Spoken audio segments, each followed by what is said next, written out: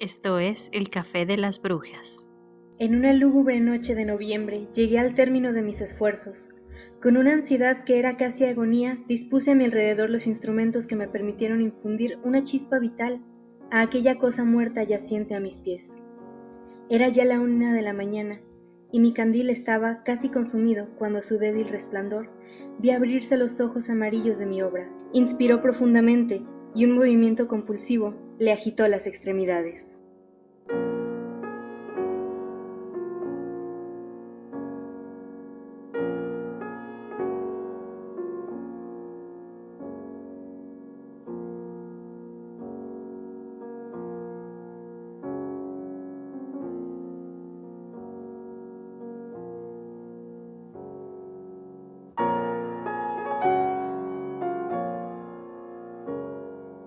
Muy buenos días, tardes, noches tengan todas las personas que nos acompañan. Yo soy Miriam García, mi compañera Ana Paula Limón y esto es El Café de las Brujas. Y el día de hoy, pero qué día, todavía estamos en este mes tan bonito, noviembre, que aunque ya pasó Halloween, se siente en el ambiente algo entre la transición del otoño al invierno, que se antoja todavía un poco oscuro. ¿O tú qué crees, Ana? ¿Cómo estás? Hola, estoy bien. Pues sí, definitivamente creo que, bueno, a pesar de que viene Navidad y es como la época de luz, a mí aún así esa temporada es como, bueno, sigue siendo un poco oscura, pues por el frío, porque son menos horas de luz solar y bueno, en sí la época navideña empieza ya entrado diciembre, ¿no? Con los días de...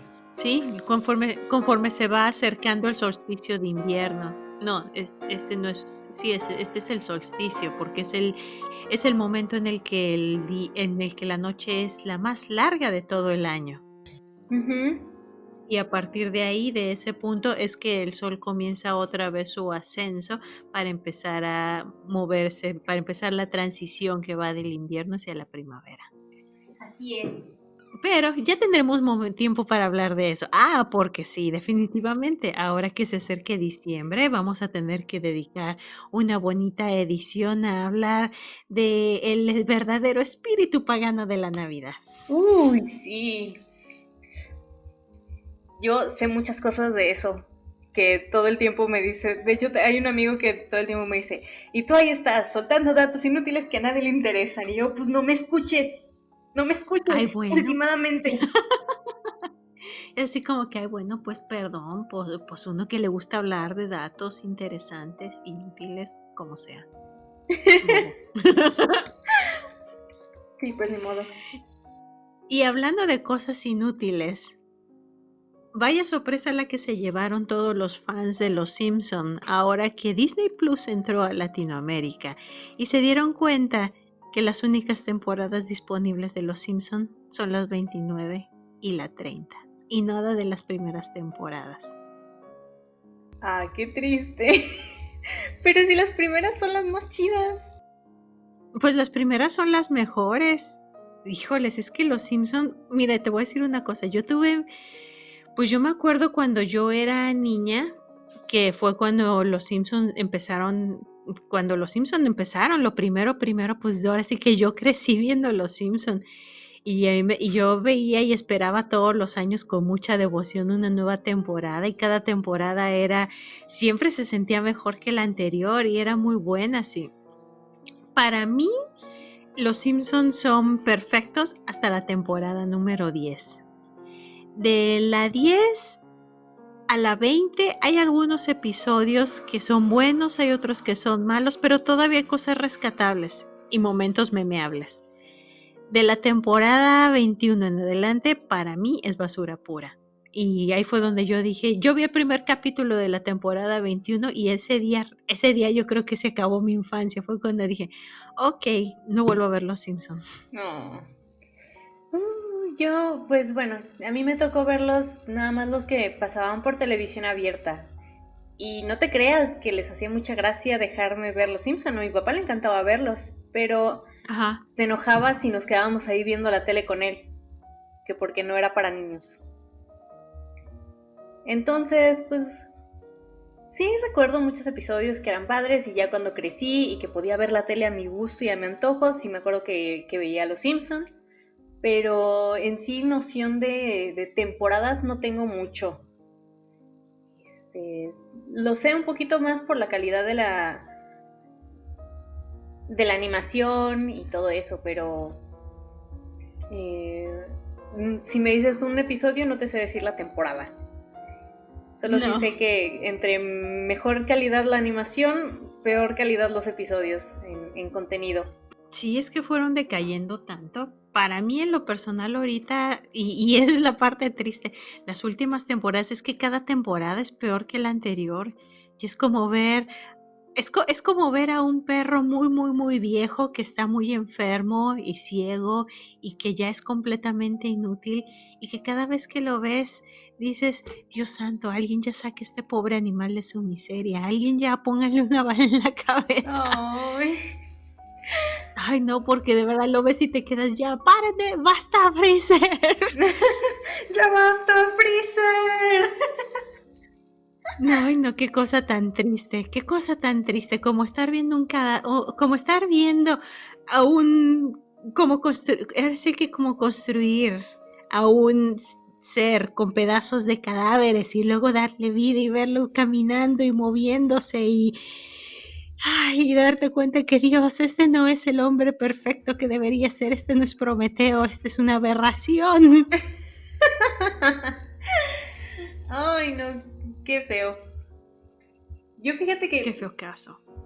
sí, muy feo. ¿Cuándo llegó Disney Plus aquí? Yo apenas hoy estoy viendo los memes y todo eso porque hasta hoy... El, Oficialmente el 17 de noviembre de este Ah, ya. año 2020. Sí. Y fue cuando todo el mundo estaba muy emocionado. Ay, para ver todas las temporadas de Los Simpson, pero luego ya que vieron que es el solo la 29 y la 30, se quedaron como mero de, ay, me parte el corazón, ay, me lo parte. Oh, no. Ay, no, qué triste. Pero bueno, Sí, una que es es pobre una no puede verdad. ver. No puede tener eso. Igual yo no tengo Disney Plus, no es un servicio de streaming a mí que me interese. Yo tengo, bueno, acá en Estados Unidos yo tengo Netflix, por supuesto, y tengo Hulu. Y las cosas que no encuentro en Netflix a veces las encuentro en Hulu y viceversa. Aunque tengo que ser franca, de los dos el que veo más es Netflix. Ujú. Yo solo no puedo ver Netflix, no lo pago. Me lo pasa una muy, muy, muy queridísima amiga que tenemos en común. Amigas vergas. Ah, ¿Dónde? sí, más amigas como esas, por favor. Ah, sí. Dianita, te amamos mucho. Un saludo a Dianita. Pero sí. Y de Netflix, pues es que de repente el catálogo, de repente digo, ay, mira, esta serie que yo quería ver completa cuando era niña, pero no podía porque la pasaban salteada en la televisión abierta. Y luego de repente ya la Ajá. quiero ver, ya no está. ¿Qué? Ay, eso también a veces pasa, que yo hace un par de meses, sí, cuando estaba, pero todo lo que daba la cuarentena, pusieron un tiempo disponible una serie llamada Mad Men y a mí me gustaba mucho, pero lo malo es que en el momento en el que yo la empecé a ver, ya tenía el anuncio de que ya la iban a quitar, entonces estaba a marchas forzadas viéndola y tratando de ver, ahora sí que terminar toda la serie porque dije, no, ya la van a quitar, tengo que verla, tengo que verla. Y como estaba trabajando en casa, pues ya te imaginarás que me traía la computadora enfrente de la televisión y veía capítulos a veces en la mañana. A veces se podía, a veces definitivamente tenía que concentrarme en mi trabajo. Pero si decía, hoy no tengo mucho trabajo, me ponía a ver Mad Men. Pero pues luego ya la quitaron. Y de todas maneras, o sea, sí alcancé a verla. No en Netflix, tuve que ver la última temporada por Amazon Prime, pero bueno, gran serie. Ok. Aquí creo que no, aquí no sé si estuvo disponible, porque ya ves que el contenido de allá difiere al de acá. Sí, es diferente. Que por cierto, la película de la que vamos a hablar el día de hoy, porque, el día de hoy vamos a platicar de una película, que es la película de Mary Shelley, la autora de un gran libro del que por cierto Ana Paula leyó un fragmento al inicio del capítulo, que se trata nada más y nada menos que Frankenstein. Y esa película, la de Mary Shelley, yo la vi de hecho en Hulu. Yo no sé tú cómo la viste, si la rentaste, la fuiste a ver al cine o... No, está en Netflix. Esa la viste en Netflix. Y acá en Estados Unidos esa película no está en Netflix, yo la tuve que ver por Hulu. Sí, aquí está en Netflix. Y yo la vi ya desde el año pasado. Y ahorita para el episodio la volví a ver. Porque ya no tengo tanta capacidad de memoria como para acordarme de bien de las películas que vi ya hace tiempo. Pues es que a veces se olvidan. Pero sí. Y pues el día de hoy, eso es de lo que queremos platicar. Hoy queremos fangirlear un poco con respecto a esta gran obra que es Frankenstein de la escritora Mary W. Shelley. Y también Dios, de las situaciones en las que fue escrita, porque ciertamente yo leí Frankenstein, lo leí mucho antes, después de que se anunciara cualquier película, y no había leído yo nada de la vida de Mary Shelley, pero después de ver la película, como sí está bastante bien documentada, lo que tengo entendido, el significado de Frankenstein es diferente a como lo leí la primera vez. No sé a ti qué impresión te dejó. A mí ese libro, ay Dios santo, es que es una historia que me impresionó tanto. De hecho, te voy a decir algo. Yo la primera vez que lo leí, como que en cuanto lo terminé, mi reacción fue quedarme de, ¿ya? ¿Eso es todo? ¿Ese es el final? Uh-huh. Otra vez, momento Simpson. ¿Qué clase de final es este? Es un final y nada más. Uh-huh. Pero luego ya me quedé. Pero conforme fueron pasando los días y que se fue asentando en mi cabeza y asentando en mi cabeza y asentando en mi cabeza, ahí fue donde me quedé de, Dios santo, pero qué buen libro, qué barbaridad. Y me dejó con tantas ideas y con una sensación. Pero bueno, comencemos por el comienzo. Frankenstein o El moderno Prometeo es una novela de ciencia ficción publicada en el año de 1818. Tiene elementos de literatura gótica, con todos estos lugares oscuros, castillos, los escenarios. Tiene elementos de romanticismo. Sin embargo, mucha gente coincide, y de esto debo destacar un comentario de un escritor de ciencia ficción llamado Brian Aldiss, de que sin duda Frankenstein debería ser considerada la primera novela de ciencia ficción.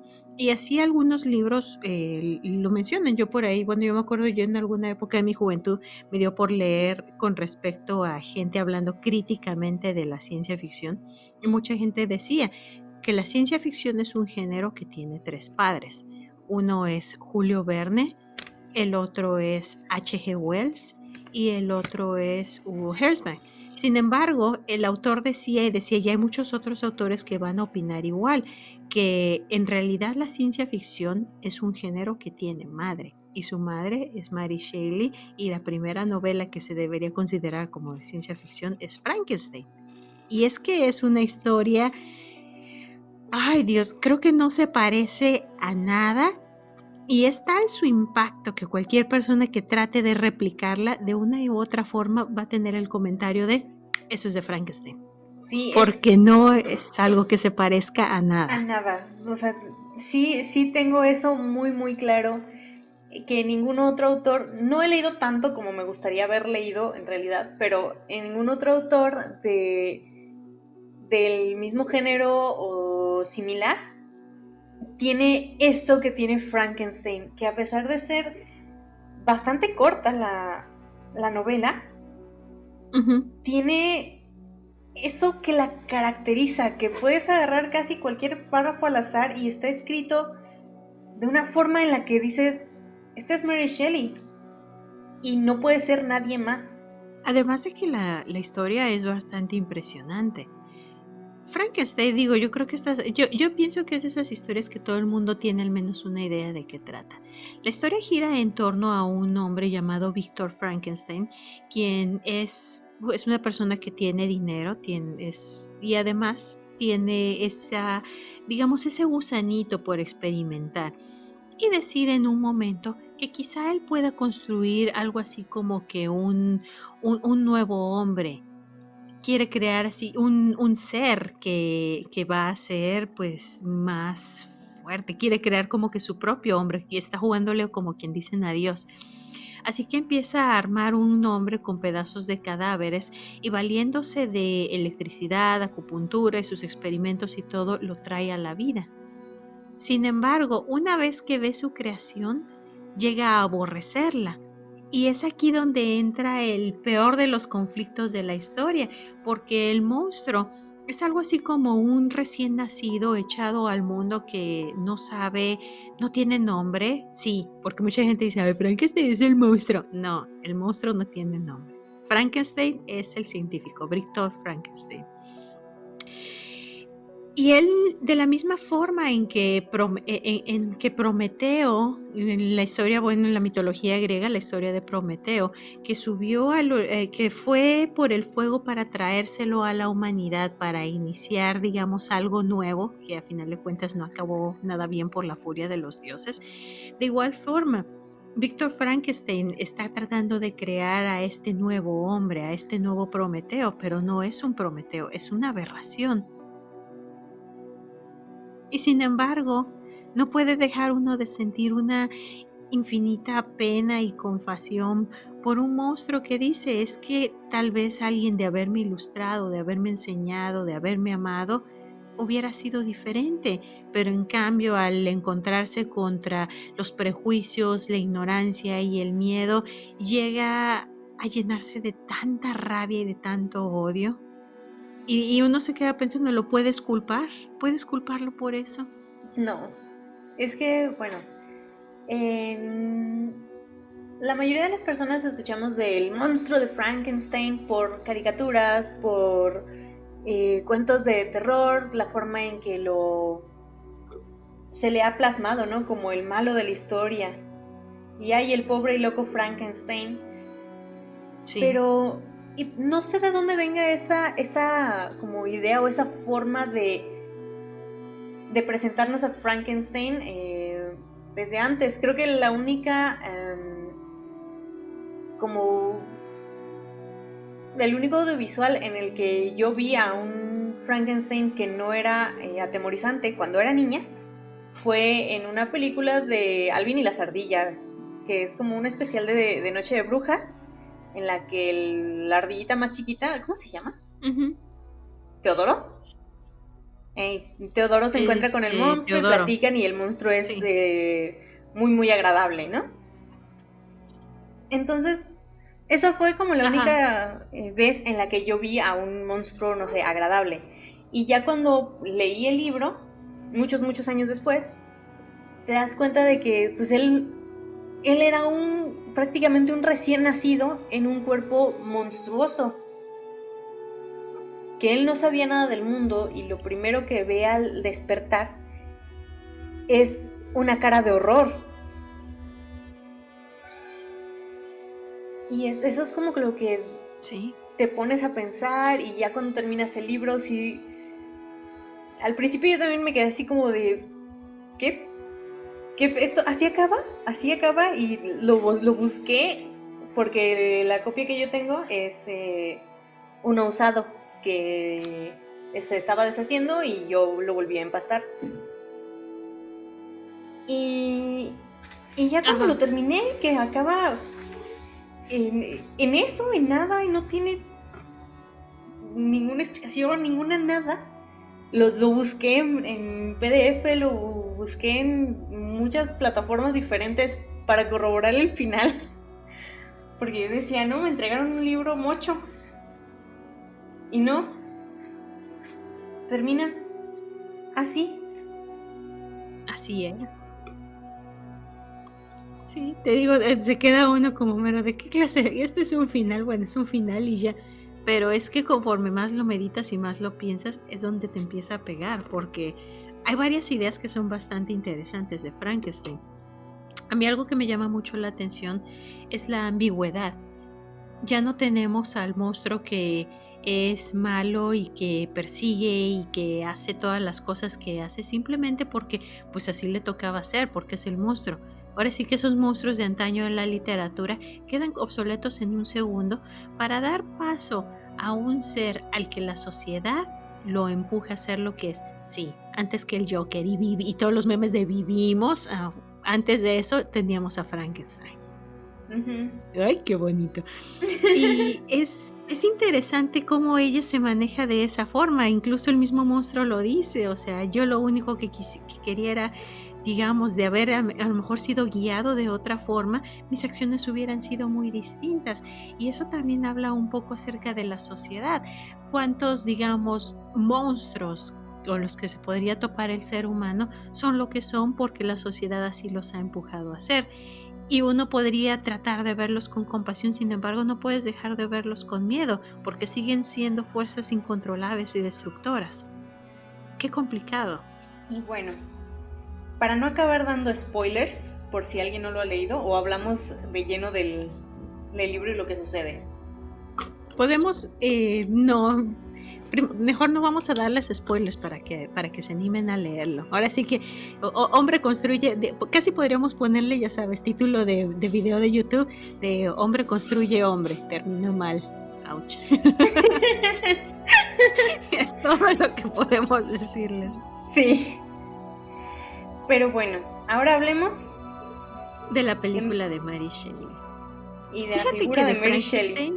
Además ella, una figura muy interesante, porque Mary W. Shelley es hija de, a su vez, de Mary Wollstonecraft, que era una escritora y activista, una precursora feminista.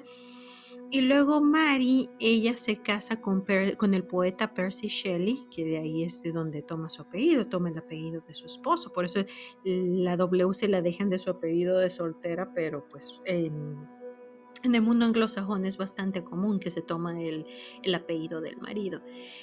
Y empiezan una relación que la muestran en la película, es una de las cosas interesantes acerca de su biografía. Pues ella prácticamente se escapa con él, se embaraza, viven en la pobreza, la vida que decían que iban a tener, que iba a ser libre, fuera de las normas de la sociedad, que iban a hacer lo que quieran y que iban a ser felices, resulta ser la construcción de otro monstruo. Resulta ser algo que les acarrea a ella misma también mucho dolor y muchos pesares. Y es parte de las cosas que muestran en la película y uno se queda así de ouch. Mira, desde mi más humilde opinión, a como lo pone en la película, Percy es un mamador. Sí. Es el prototipo de mamador del que nos burlamos ahorita. Ese es Percy Shelley. De ese como de los que hay tantas páginas en Facebook. Ajá. Mamadores, como para mamadores literarios, sí. Mamadores que te dejan secos, qué sé yo. Sí, Percy Una infinidad Shelley, de páginas ahora. Sí, si ese hombre hubiese nacido en los 80s, 90s, sería un mamador de esos que se exponen en las páginas de Facebook, en mamadores literarios. No tengo pruebas, pero tampoco dudas. Yo me pregunto si así habrá sido también en la vida real. ¿Quién sabe? Posiblemente sí. Porque pues estaban todas estas vanguardias y todos estos escritores que se sentían como que muy progresistas y quizás sí lo eran, digo, si tenemos en consideración la época en la que crecieron, una época que era bastante opresiva y además que estaba tan llena de prejuicios. Alguien tenía que ser el transgresor, alguien tenía que empezar a moverse en otra dirección. Transgresor en lo que le convenía últimamente.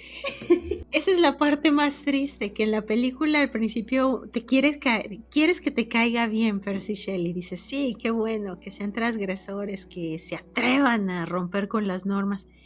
Y sin embargo, el romper con las normas se vuelve más un poco como, digamos, se hacen como de una moral bastante flexible cuando les conviene. Es caso similar a, ¿recuerdas el libro de la, ¿cómo se llama? De la rebelión en la granja, cuando primero tienen todas estas reglas de las cosas que no van a hacer los animales, entre ellas una que dice no vamos a beber alcohol, y luego los cerdos la cambian a no vamos a beber alcohol sin moderación. Pues igual forma, no vamos a vivir de esta forma, espérate, y claro que acaba doblando sus propias ideas, y te quedas pensando, este tipo es un convenenciero. Sí. Totalmente. Y eso es lo que, pues, en conjunto con las normas opresivas de la sociedad, es lo que acaban convirtiendo a Mary Shelley en lo que fue cuando escribió Frankenstein. Que de sus otras obras, Matilda, Ay, qué libro tan malo. A mí malísimo. no me gustó. Y mira, ya tengo ahí en mi Kindle, pero no lo he leído, el de El último hombre. Sí lo voy a leer, tengo intención de leerlo. Ay, Dios santo, pero Matilda, qué libro tan malo, Dios santísimo. Claro que en la película de Mary Shelley no lo mencionan ni mencionan sus otras novelas. La película en esta película, que por cierto no les hemos dicho, es del año 2017 y tiene como protagonista se me va. Elle Fanning. Ya me acuerdo. Y que tiene como Ujú. protagonista el Fanny en el papel de Shelley, se enfoca netamente en los hechos alrededor de la construcción de Frankenstein, de esta historia que ya todo el mundo conoce, que se reunía con otros escritores, entre los que se encontraba nada más y nada menos que Lord Byron, y que se pusieron un reto de que todos iban a tratar de escribir una historia de terror y iban a colaborar con esto. Entre ellos también, por cierto, John William Polidori, que escribió la novela del vampiro, que podría ser a quien se le debiera dar el crédito de haber creado al vampiro moderno, ya que de ahí pues siguieron otras novelas como fue Carmilla, y de estos dos es que Bram Stoker tomó mucha de su influencia, más además la historia de Vlad el Empalador, para creer a Drácula. Pero bueno, Ujú. esa es otra historia, esa es otra historia. Que ya tocaremos después. Sí, y volviendo con Mary Shelley, la película pues se centra en esta historia que ya todos conocemos, que dicen que se retaron a escribir una historia. Polidori llegó con su historia del vampiro, Lord Byron llegó con sus poemas, todo el mundo estaba escribiendo cosas y Mary Shelley llegó con esta obra magistral. Y básicamente la película termina un poco ahí. Es nada más como un poco de la juventud de Mary Shelley, su relación con Percy y el cómo acaba escribiendo Frankenstein, sucesos como importantes que ya leí cuando lees el libro y ves la película, relacionas y dices, entonces sucede esto y es ahí de donde toma ella inspiración o donde ella tiene los sentimientos que plasma para el monstruo. Sí, y lo vas viendo. Hay una escena que a mí me llama mucho la atención cuando es una escena de la película en la que se ve que este Percy termina de leer el libro y le dice a Mary, pues sí está muy bueno, pero ¿por qué tiene que ser una aberración? Un hombre creado de esta forma debiera ser algo así como un superhombre, por decirlo de alguna forma. Y dice, ¿por qué no eso sea algo más grandioso? Y ella le apunta a la vida que ellos están llevando. Él dice, o sea, míralos a nosotros. Nosotros queríamos llevar una vida fuera, digamos, de lo convencional. Queríamos hacer algo que fuera magistral. ¿Ves algo magistral aquí? Están hundidos en la miseria. Ella está hundida en la depresión tras la muerte de su bebé. Uh-huh. Y él ahí es como que se queda de, ouch. No siempre todas las cosas que el ser humano construye son tan grandiosas. A veces construimos cosas que terminan siendo vana ilusión. Y esas cosas las ves en el libro, en cómo... es que ese libro puede ser casi el espejo de lo que vivió Mary Shelley de los 16 a los 20 años, 19. Uh-huh. O sea, 3 años en los que eso que se ve en el libro lo sintió ella. Y es donde ves, no, donde entiendes un poquito más el alcance del libro. No solo lo ves como una metáfora de hombre construye a hombre y sale mal. No, Ay, me gusta mucho ese libro. es demasiado bueno. Vale muchísimo la pena. Si no lo han leído, se lo recomendamos ampliamente. Ay, Dios santo. Matilda no. No, Matilda no. No lo hagan. O sea, es que es muy lento, muy, muy lento. Y la historia A mí, no. ¿sabes qué es lo que...? Es que la historia no va a ningún lado. La historia a mí se me hizo como que, ¿en serio? O sea, se están desgarrando las vestiduras por algo que es totalmente platónico. Ujú. O a lo mejor será que ya en estos tiempos, sobre todo en la era Wattpad, pues ya uno se le quita la sensibilidad con respecto a leer ciertos temas de incesto. Bueno, ya sabes. Bueno, Así como que uno dice, ay, creo que hay cosas peores en Wattpad. sí, mucho peores. No Oye, busquen, hablando no de busquen esto, fanfics de Harry Styles, por favor. Dios, no busquen fanfics de nada, punto.